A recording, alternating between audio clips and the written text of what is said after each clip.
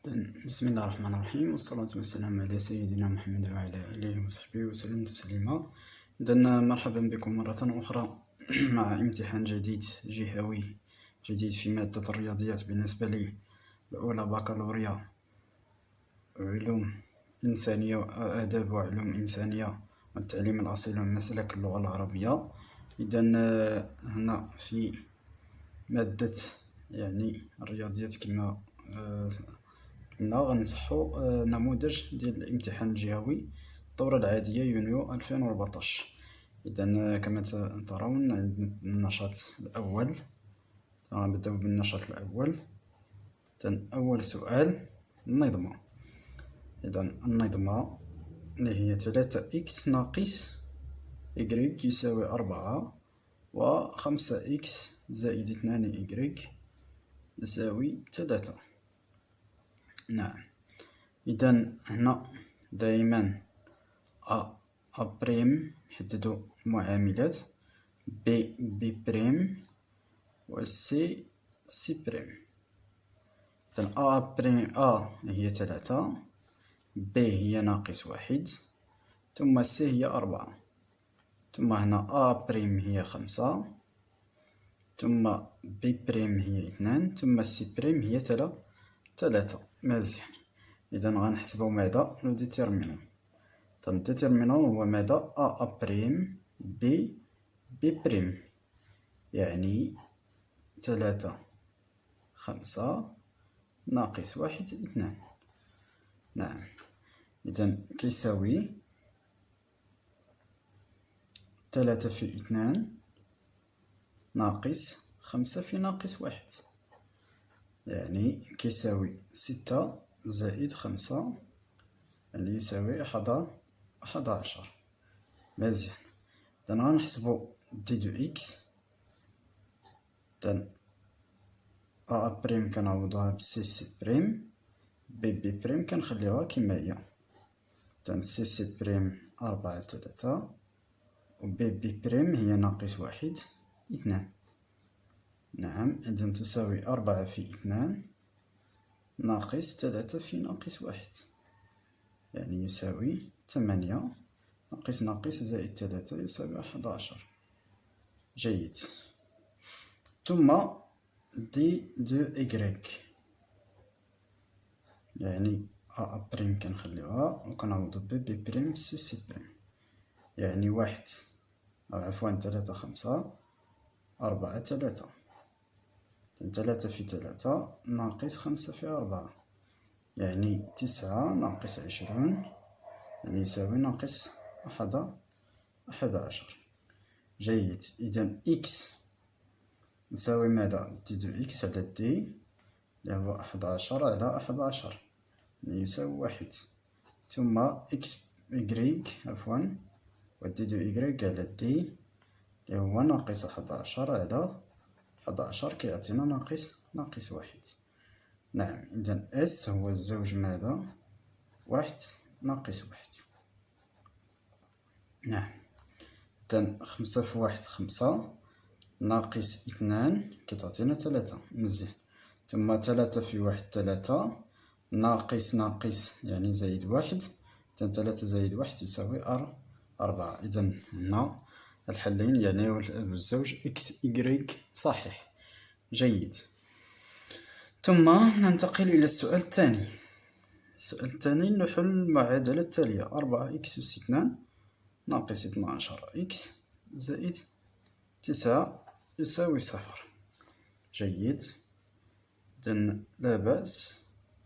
هنا ممكن نحسبو دلتا مباشرة، أو ممكن نديرو التعميل ب4. وهنا إلا غديرو التعميل ولكن تكون تقريبا راه توفقكم الطريقة ديال التعميل. إذا لا بأس. هي 4 و بي هي ناقص 12 و سي يساوي 9. إذا غنحسبو دلتا بي أس 2 ناقص 4 سي، يعني بي أس 2 هي ناقص 12 فوا أس 2 ناقص 4 في 4 في 9، يعني ناقص 12 أس 2 هي 144 يعني 12 24 12 144 ثم ناقص 4 16 في 9 9 في 36 9 زائد 12 126. نعم، إذن كتساوي هنا 14 8 3 1 18. نعم، إذن الدلتا أكبر من صفر. الدلتا أكبر من صفر.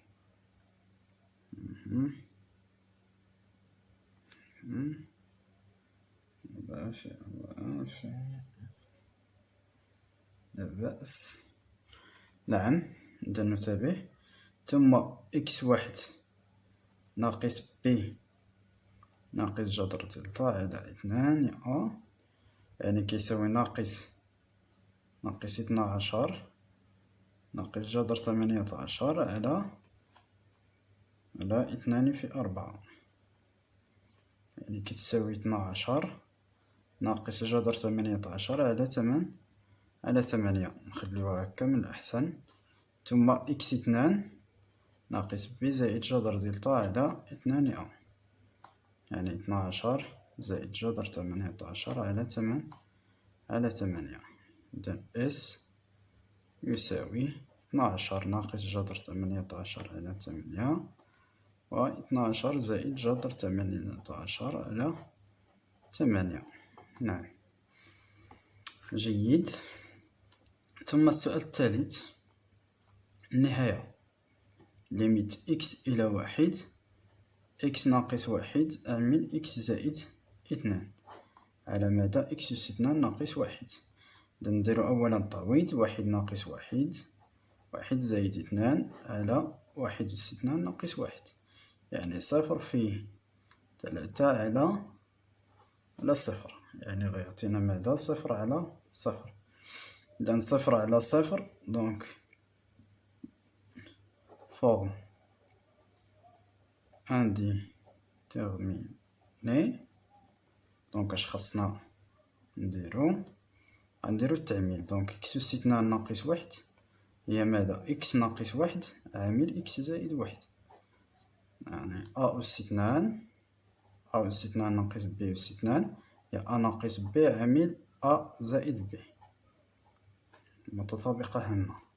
إذا غنعوضوها هنا. إذا ليميت إكس إلى 1 إكس ناقص 1 عامل إكس زائد 2 على إكس أس 2 ناقص 1 تساوي هي النهاية إكس إلى 1 إكس ناقص 1 عامل إكس زائد 2 على نعوضو هادي هي إكس ناقص 1 عامل إكس زائد 1.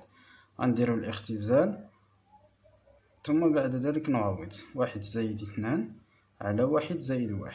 دونك راه حيدنا 0 على 0 كيساوي 3 على ماذا؟ على 2. نعم،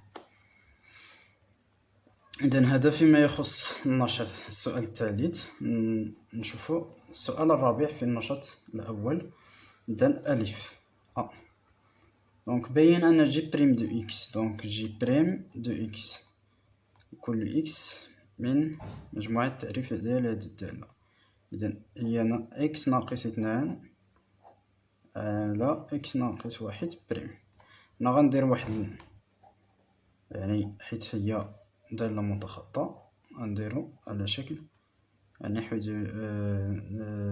محددة 1 ناقص 2 ناقص 1 يعني كتساوي 1 في ناقص 1 ناقص 1 في ناقص 2 على إكس ناقص 1 الكل أس 2 يعني كيساوي ناقص 1 زائد 2 على إكس ناقص 1 الكل أس 2 ويساوي ماذا؟ 1 على إكس ناقص 1 الكل أس 2. دونك هي نيت اللي بغينا اللي خاصنا نلقاوها. جيد.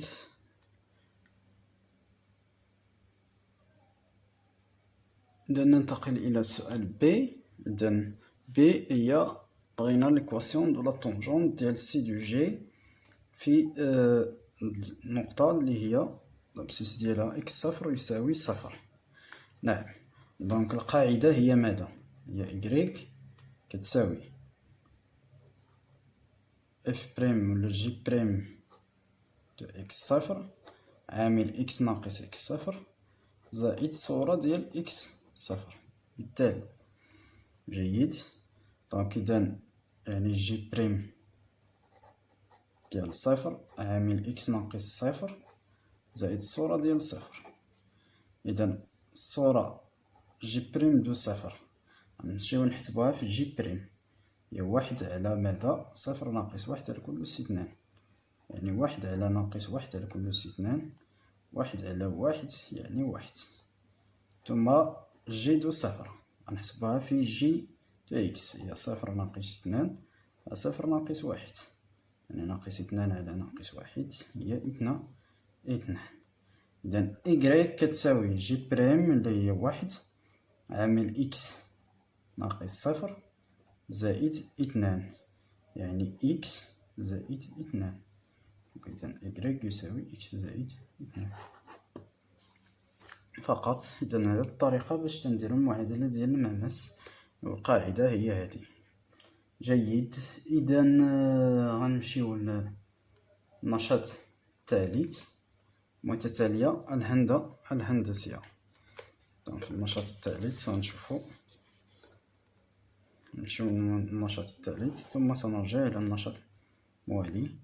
إذا النشاط الثالث عندنا المتتالية العددية. دونك مزيان. دونك عندنا في صفر بغينا نحسبو في صفر. دونك عندنا ماذا؟ في لإن كيساوي 128 في 3 على 2 أس إن لكل إن من الأعداد الصحيحة الطبيعية دائما. إذا في لصفر كيساوي 128 في 3 على 2 الكل أس صفر. أي عدد أس صفر راه هو ماذا؟ واحد، يعني 128.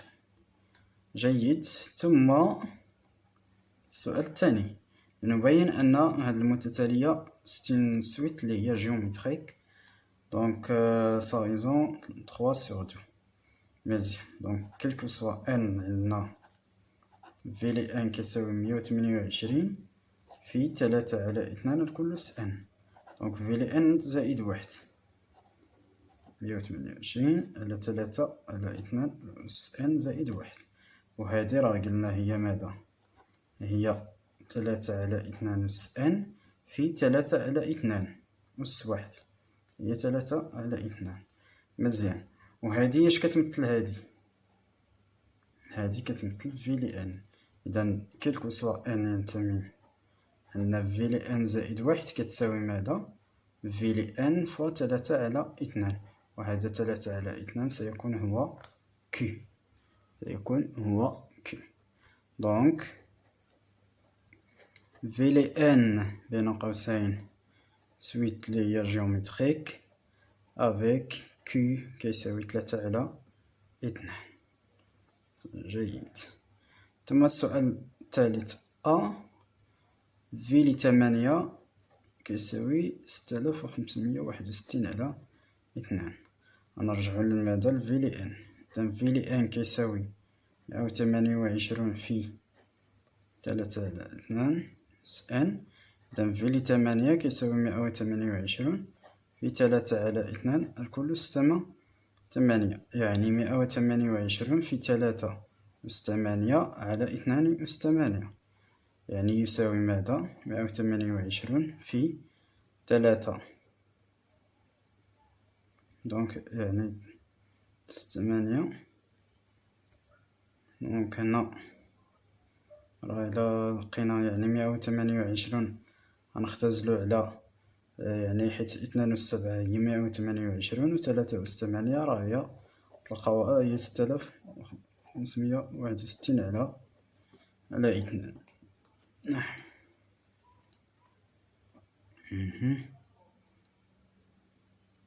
دونك غديرو 6561 على ماذا؟ على 2 أس 7 2 و7 و2 عفوا على 2 في 2 و7 راه هي 6561 على 2. جيد. ثم ب بغينا نحسب المجموع في ل0 زائد في ل1 في ل7. مزيان. نعم. إذن عندنا المتتالية اللي هي هندسية، دونك في بي في ماذا؟ في 1 - كيو على 1 - كيو أس ان زائد -1 - بي زائد 1. دونك مزيان. دونك هنا في لي بي هو في ل0 في 1 - 3 على 2. هنا 1 - 3 على 2 أس ماذا؟ الكل هنا أس ان اللي هو 7 ناقص 0 زائد 1. دونك كيساوي 128 في هنا ناقص 1 على 2 هنا 1 - 3 على 2 الكل أس 8. نعم. و3 على 2 الكل أس 8 غتلقاوها هي 6561 على ماذا؟ على يعني هنا 120 في 2. إذن من الأحسن نحبسو هنا. تقريبا راه غتكون النتيجة صحيحة. جيد. إذن هذا فيما يخص يعني النشاط الثالث. إذن غنمشي للنشاط الخامس. إذن يبيع متجران نفس النوع من اللوحة الإلكترونية. أولا حدد المتجر أول مبلغ 2400 كثمن أصلي للوحدة واقترح تخفيض 25%. بين أن ثمن بيعه للوحة الواحدة بعد التخفيض. مازح. يعني بعد التخفيض، الثمن بعد التخفيض. ودائما الثمن الأصلي في ماذا؟ في 1 ناقص نسبة التخفيض. مازح. يعني الثمن الأصلي هو 2400 في ماذا؟ في 1 ناقص 25 و 0.25. يعني اللي غتلقاو كيساوي 1800 درهم. في السؤال الأول. ثم في السؤال الثاني قرر المتجر الثاني تخفيض الثمن الأصلي الذي حدده للوحة الواحدة ب20%. ما هو المبلغ الذي يجب أن لا يتجاوزه الثمن الأصلي في المتجر الثاني لمنافسة المتجر الأول؟ دونك اش خاصنا؟ دونك نفترض on suppose que دونك هاد الثمن الأصلي le prix d'origine هو 1800 درهم. وهذا دونك بغينا ماذا؟ الثمن الأصلي بعد يعني في التخفيض. دونك 1800 يساوي ماذا؟ يساوي إكس في 1 ناقص 0.2. مازح. دونك إذن إكس كيساوي ماذا؟ 1800 على 1 ناقص 0.2. نعم. مزيان. يعني 1800 على ماذا؟ على 0.8 اللي غيعطينا 2250 درهم. يعني باش ينافس هاد المبلغ الذي يجب أن لا يتجاوزه الثمن الأصلي هو 2250، هو دار أصلا 2400 درهم. دونك باش ينافس هاد المتجر الأول راه خص تكون ماذا، يعني الثمن الأصلي هو 2250.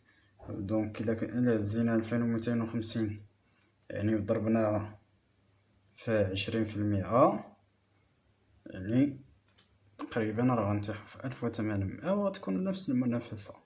نعم. يعني غتكون منافسة، المتجر الثاني سينافس المتجر الأول. إذن هذا فيما يخص هاد النشاطين. إذن أتمنى لكم التوفيق في حصة مقبلة باش نفتحو نشاطين آخرين إن شاء الله.